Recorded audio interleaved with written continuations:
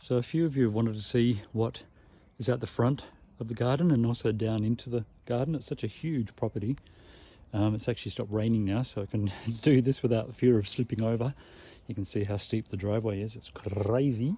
And when it's wet, it's even worse. So I'm just going to shut the big gate, which is pretty huge, and show you some of these advanced trees that we've got around. So apparently this guy here, this is a blue Atlas cedar. Big, beautiful, beautiful cedar tree. And on this side, there's a camellia that's just finished flowering. This is another type of a cedar. I'm not quite sure what cedar it was, and all the way along, you can see this protective hedge here. It goes all the way down that side, and I'll just swing around this side again here too, where the gate was. That hedge goes all the way around too, and all the way, practically surrounding the entire property. And that kind of thing you have to sort of hedge and get cut. So we're not really too sure how to do that. So we'll give it a crack, or we'll get a gardener. So either way, it's got to be done. This beautiful tree here in the back, it was a few weeks back, it was really hot pink flowers. They call that a Judas tree. This is the type of a rose in the front there. I'm not sure what, like a miniature rose. Behind that is a olive, which is getting little olives on it now. And all through here, there's just this like little collection of thuja. So that's like a type of an arborvitae tree. This is a orange jessamine, which is huge. And the flowers are just like hypnotic and intoxicating when they come out in spring. So they've actually finished now. A type of a pine, I think, another type of a pine. But this one here blew our minds. We came here about 4 or 5 weeks ago. We thought it was a wisteria, because it was all bare leaved. It had no leaves on it whatsoever. It was just sticks. So we thought it was a big topiarized standard wisteria tree, but it's not. We've looked it up, and it's called a robinia.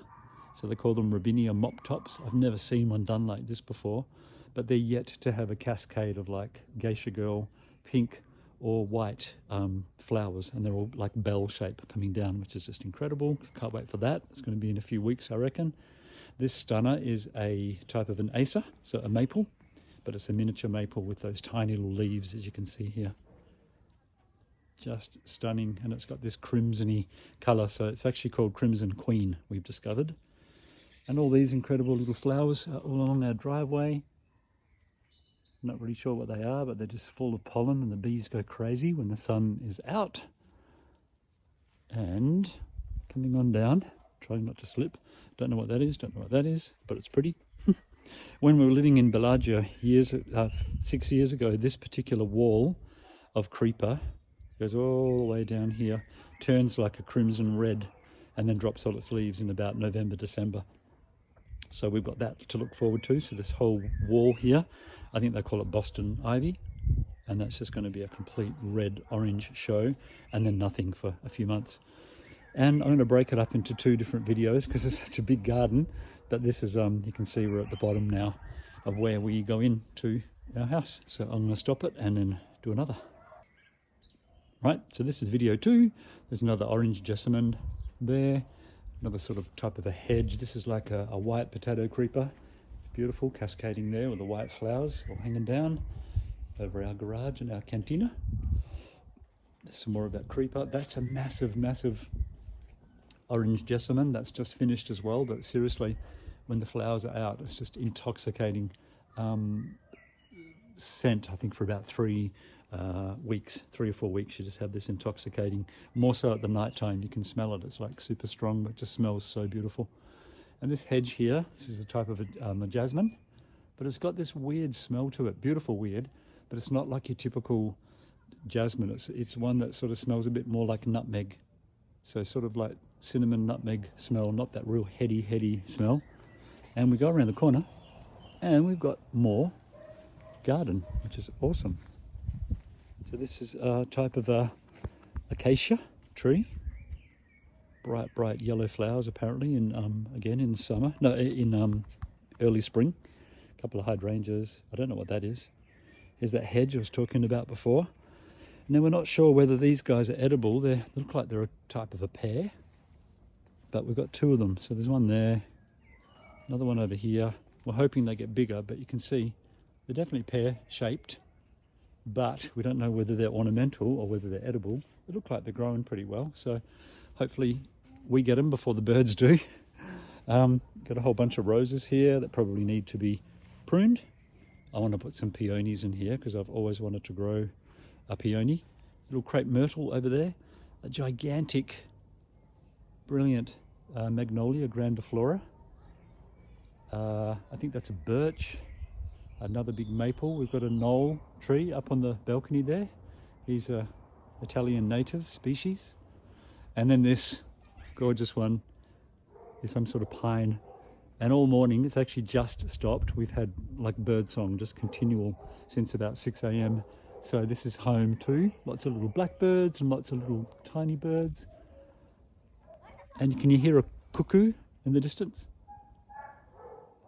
That was a dog, by the way, but I just heard a cuckoo. And we're going to learn how to mow lawn or get a gardener who can mow lawn because we've got a lot. But last night we came out, we're cooking dinner. It was about 8 p.m. And there was about 10 bats just circling around, getting all the mozzies and the moths. So it's really like a paradise around here for wildlife. And yeah, like I said before, we heard the cuckoo. He was doing that little call, and the blackbirds. And I just want to show you this wall over here. This is pretty spectacular. It's like a little fernery, like a natural fernery.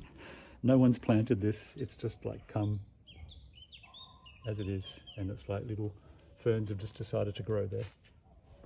And here, that cuckoo's back.